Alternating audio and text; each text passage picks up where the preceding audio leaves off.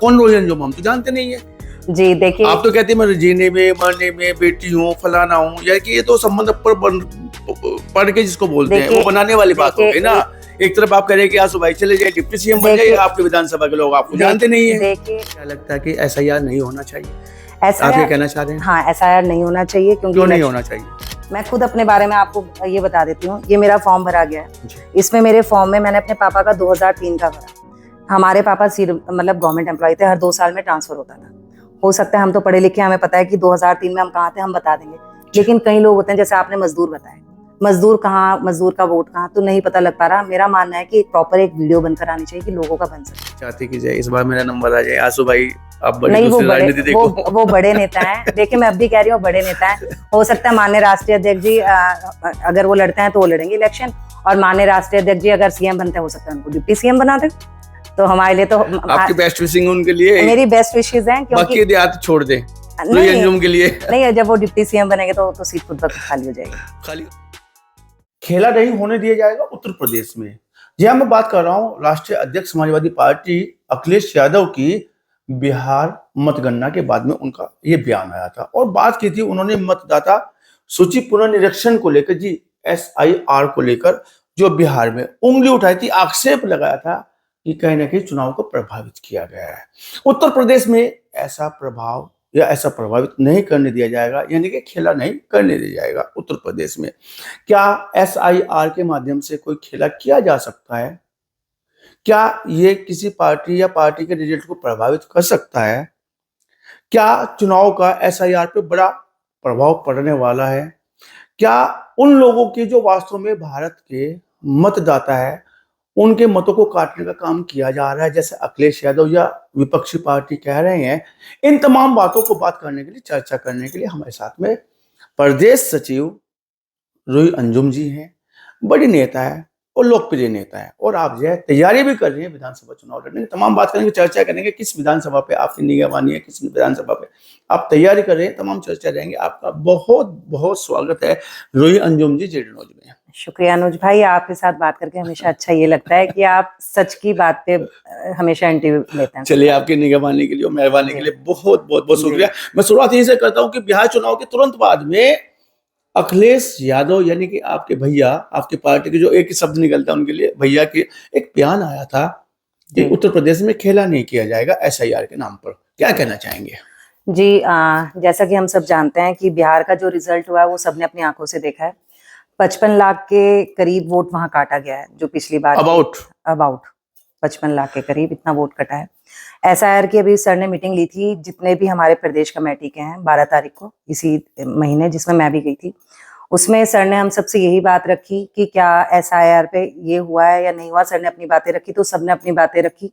ये फॉर्म आया, अगर आपने एसआईआर का फॉर्म देखा हो तो आज की डेट में हमें यूपी में भी यही डर है कि जैसे वहां 50+ वोट कटा है, और ये आप भी जानते हैं कौन से समुदाय का काटा गया है, तो हमें यही डर है। आज की डेट में लोग बहुत डरे हुए हैं। यूपी में 4 नवंबर से लागू हो चुका है, तो हम सब यही सोच रहे हैं कि यहाँ पर भी वोट कटेगा और यहाँ पर भी बेईमानी से ये लोग जीत सकते हैं, और ये उसी की तैयारी में लगे हुए हैं। कैसे कटेगा?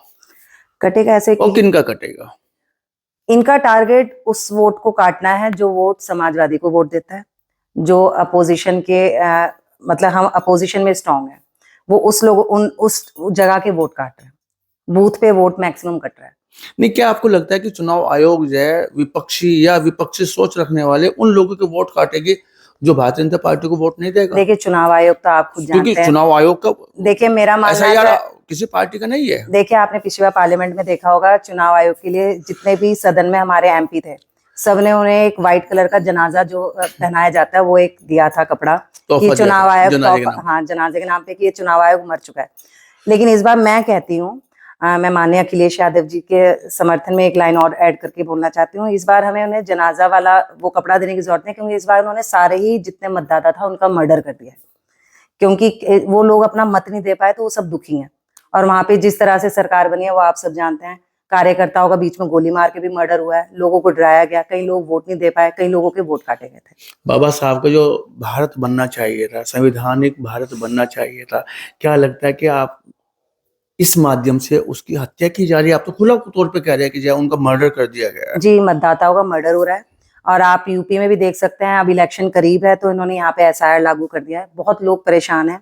अभी 12 तारीख को भैया ने प्रदेश की कमेटियां घोषित किया हैं, जिसमें मुझे भी प्रदेश में एक जगह पे बनाया गया है कि आपने ब्लॉक स्तरीय, हाँ ब्लॉक स्तरीय आपको जाना। मैं जा रही हूँ, मैं बीडीओ साहब से भी मिली थी, मैं बीएलओ से भी मिली थी।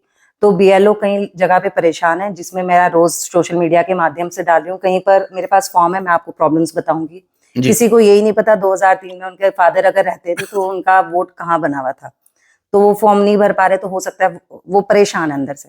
तो हम लोग जा जाके उनको अवेयर करा रहे हैं, लेकिन अभी तक की कहीं से भी ये एक प्रॉपर वो नहीं है, एक वीडियो बन के आनी चाहिए जिससे कि लोगों को समझ आए। दर्शक जानना चाहता है कि जे इससे चुनाव को कैसे प्रभावित किया जा सकता है, खेला क्या हो सकता है। आपने तो सीधा हत्या बोल दिया कि उन लोगों की हत्या कर दी जो वास्तव में मतदाता थे, उनके वोट, क्योंकि जब उड़ान तभी भरी जा सकती है जब किसी को पंख मिले होंगे, और पंख ही कट जाएंगे तो उड़ान कैसी। मतदाता का जब सूची से नाम ही गायब हो जाएगा तो वो वोट कैसे डालेगा, कैसे सरकार चुनेगा। तो आपने सीधा बोला कैसे खेला हो सकता है, जैसे भैया कह रहे हैं। मैं अनुज भाई आपको बता देती हूँ, मैं पुआरका ब्लॉक में आजकल जा रही हूँ, वहां मैं देहात में गाँव के एरिया में जा रही हूँ। आप पढ़े लिखे हैं, मैं पढ़ी लिखी हूँ, सब पढ़े लिखे हैं, हम लोग भर सकते हैं फॉर्म।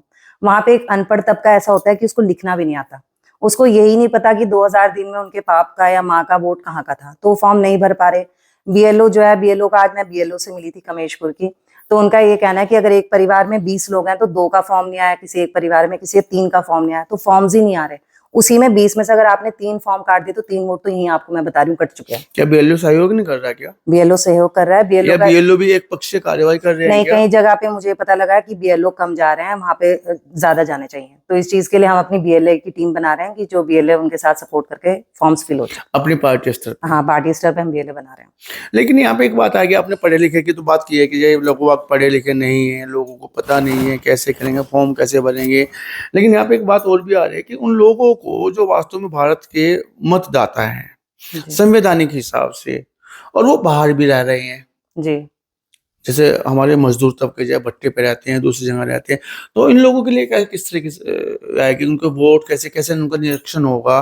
क्योंकि अधिकतर तबका जो मजदूर तबका होता है जी, बिहार में, सबसे बड़ी दिक्कत यही आई है। जी, बिहार का जो मजदूर तबका है वो बाहर दूसरे प्रदेशों में जाके काम करता है। जी, हमारे उत्तर प्रदेश में तमाम तबका ऐसा रहता है जो दूसरी जगह वो प्रदेशों में नहीं जा रहा है, लेकिन दूसरी जगहों पे जा रहा है, जी, और वो पढ़ा लिखा भी नहीं है। जी। तो ऐसे में समाजवादी पार्टी अपने मतदाताओं को पुनर्निरीक्षण कैसे करा पाएगी?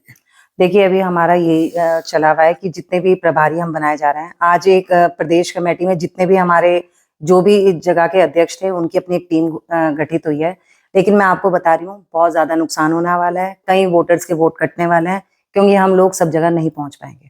और ये इनका टारगेट है 2027 में वोट काटने का। मेरे पास अभी किसी ने बैठ के भी कहा कि रूही मैडम आप क्यों इतनी मेहनत कर रही हैं, बीजेपी ने एक बहुत स्ट्रांगली एक स्तर पे मेहनत कर दी है, हर विधानसभा से 20 से 25 हजार आपके वोट काट दिए जाएंगे।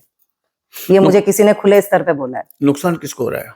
नुकसान उनको हो रहा है जो पीड़ित हैं, जो ये चीजें बर्दाश्त नहीं कर पा रहे। पीड़ित के पीड़ित, हम पीड़ित के भी नहीं कहेंगे इस टाइम अनुज भाई, सभी पीड़ित हैं। कोई रोजगार नहीं है, कोई नौकरी, आप कह सकते हो नौकरी नहीं है। आप अगर हॉस्पिटल जाते हैं, इलाज इतना महंगा है कि गरीब आदमी तड़प के मर रहा है। अभी एक जगह ऑपरेशन हुआ है, हमें माननीय अखिलेश जी ने बताया, एक ऑपरेशन हुआ, उसको एनेस्थेसिया भी नहीं लगाया, उसका हड्डी का ऑपरेशन कर दिया। तो भैया ने ये बताया कि उसका ऑपरेशन कितना हार्ड हुआ होगा, मेरे को लगता है कि बेड पे उसको चारों तरफ से बांध दिया गया होगा। तो ऐसे हालात हैं, हॉस्पिटल में लाइट्स नहीं है, ऑपरेशन हो रहा है, मरीज लगता है सबका ऑपरेशन ऐसे ही हो रहा है। देखिए, सरकारी हॉस्पिटल में आप देख रहे हैं कि बहुत बुरा हाल है। कोई अगर आप नहीं आपने बताया कि बिहार में भी ऐसा ऑपरेशन हुआ अभी एसआईआर के नाम पे, तमाम लोगों को ऑपरेशन एनेस्थेसिया लगाए कर दिया। देखिए, मेरा तो बिहार के चुनाव में, बिहार के चुनाव में आप देखेंगे आज सारे लोग रो रहे हैं। वो ये कह रहे हैं, कई लोग ट्रेन से वापस गए, इन्होंने कई लोगों के अकाउंट में कितने पैसे डाले, आपको भी डाले, पता है कि महिलाओं के अकाउंट में पैसे डाले गए। चुनाव आयोग को पता है कि इलेक्शन में नहीं होना चाहिए, इन्होंने लालच दिया है, जो कि बहुत गलत था। इन्होंने वोट खरीदे हैं। क्या लगता है कि एसआईआर नहीं होना चाहिए? ऐसा आप ये कहना चाह रहे हैं? हाँ, एसआईआर नहीं होना चाहिए। क्योंकि क्यों नहीं होना चाहिए? एसआईआर इसलिए नहीं होना चाहिए, या तो इसका एक प्रॉपर वो लोगों तक पहुंचे। आप बीएलओ गांव में 1 या 2 बिठा रहे हैं, वो कहाँ बना लेंगे, आपके वोट बन नहीं पाएंगे। सबसे बड़ी बात है, ये मेरा है, मैं आपको अपना फॉर्म दिखा देती हूँ। आज मैंने अपना फॉर्म भरा है, मैं खुद अपने बारे में आपको ये बता देती हूँ। ये मेरा फॉर्म भरा गया है, इसमें मेरे फॉर्म में मैंने अपने पापा का 2003 का भरा। हमारे पापा मतलब गवर्नमेंट एम्प्लॉय थे, हर 2 साल में ट्रांसफर होता था। हो सकता है हम तो पढ़े लिखे, हमें पता है कि 2003 में हम कहाँ थे, हम बता देंगे। लेकिन कई लोग होते हैं, जैसे आपने मजदूर बताए, मजदूर कहाँ, मजदूर का वोट कहाँ, तो नहीं पता लग पा रहा। मेरा मानना है कि प्रॉपर एक वीडियो बनकर आनी चाहिए कि लोगों का बन सके। फॉर्म नहीं भरे जा रहे हैं। मेरे साथ बीएलओ की सपोर्टिंग वीडियो आनी चाहिए, सपोर्टिंग वीडियो आनी चाहिए। और दूसरी बात मेरे ख्याल से यही है कि एसआईआर का ये जो टाइम है इसको बढ़ा देना चाहिए। इसको 2027 में लागू नहीं करना चाहिए, क्योंकि एसआईआर 29 के लिए आगे होना चाहिए। हाँ, जो इसको हमारे आगे लोकसभा होना चुनाव चाहिए रहेंगे, दूसरे जी 32 वगैरह में कोई चुनाव रहेंगे, आप जी। ये कहना चाह रहे हैं कि हाँ, वहाँ मैं ये कहना चाह रही हूँ यानी कि 27। आप ये कह रहे हैं कि एसआईआर बढ़ जाए और पीडीए की सरकार बन जाए। मैं आपको एक बात बताऊं कि आप हमारे माननीय राष्ट्रीय अध्यक्ष जी ने सदन में ये बोला था कि मैं ईवीएम सारी सीटें भी जीत जाऊं, मैं तब भी ईवीएम मशीन पे यकीन नहीं करता। तो एक तो सेकंड तो उनके पास ऑप्शन ईवीएम मशीन है, फर्स्ट ऑप्शन इन्होंने एसआईआर लाकर कर दिया। बड़ा नुकसान होने वाला, बहुत बड़ा नुकसान होने वाला है। और मैं सभी से यही अपील कर रही हूँ, भाई ज्यादा से ज्यादा लोग फॉर्म भरवाएं। जो नहीं भर पा रहे हैं, मैं कैंप्स लगा रही हूँ, उस कैंप्स में आके फॉर्म इस खेलों को जो खेला बताया अखिलेश यादव ने, आपकी पार्टी के राष्ट्रीय अध्यक्ष ने, कैसे रोका जाएगा इसको? हम कोशिश यही कर रहे हैं कि फॉर्म्स फुल पूरे हो सकें। हमारे हर जगह पे बूथ पे हमारे प्रभारी बैठे हुए हैं, फॉर्म्स फिल कराए जा रहे हैं और मुझे पूरी उम्मीद है हम फॉर्म्स पूरे भराने में कामयाब रहेंगे और कंप्लीट करेंगे हम लोग इसको। अपने नेता की निगरानी में तो आप हो, इसमें तो कोई दो राय नहीं है जी। पूरी निगरानी करते हैं। पहले आपको महिला सभा का राष्ट्रीय सचिव बना दिया जाता है, बाद उसके जो है आपका कद मेन बॉडी में बढ़ा के राष्ट्र प्रदेश सचिव बनाया जाता है। लेकिन आपकी जो निगरानी है, साथ साथ आप ये चाह रहे हैं कि मेरे को विधानसभा भी लड़ाया जाए, भैया विधानसभा लड़ाइए। कहने के ऐसा आप ये दिखा भी रहे हैं कि मैं जाती हूँ विधानसभाओं में, लोगों की सेवा में लगी हूँ, लोगों के बीच में हूँ। भैया को भी आप मैसेज भेज रहे हैं इस तरह के, तमाम जनता में दिखा भी रही है। क्या लगता है कि भैया आपको ये टिकट देंगे? देखिए, माननीय राष्ट्रीय अध्यक्ष जी ने कभी किसी की मेहनत को नहीं रखा है। अगर उन्हें लगता है कि उनका कोई कार्यकर्ता मेहनत कर रहा है तो वो हमेशा उसको टिकट देते हैं। अगर माननीय राष्ट्रीय अध्यक्ष जी को लगेगा तो मैं इंशाल्लाह चुनाव जरूर लड़ूंगी। और जहां तक रही बात मेरा बीच में रहने का, आप मेरा घर सैटरडे संडे में कभी भी देख सकते हैं, पूरा भरा रहता है।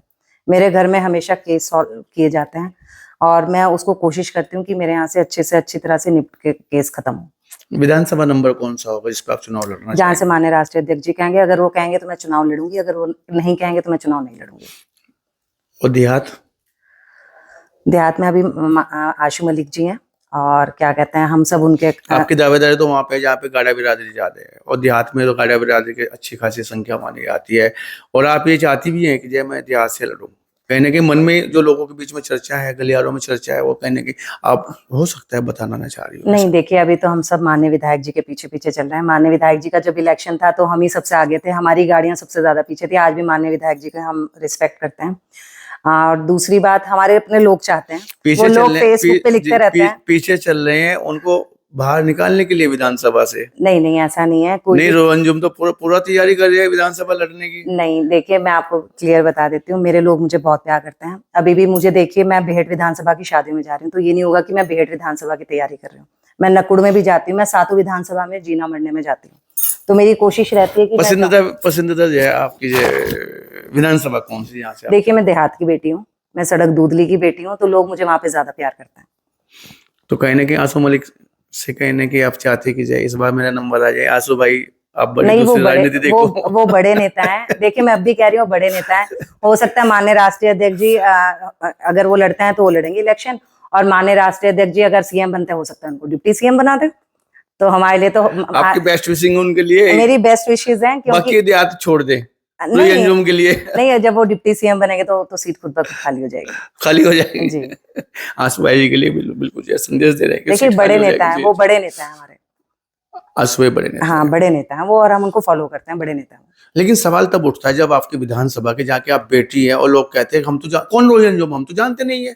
जी, देखिए, आप तो कहते हैं मैं जीने में मरने में बेटी हूँ, फलाना हूँ, या कि ये तो संबंध पर पढ़ के जिसको बोलते हैं वो बनाने वाली बात हो गई ना।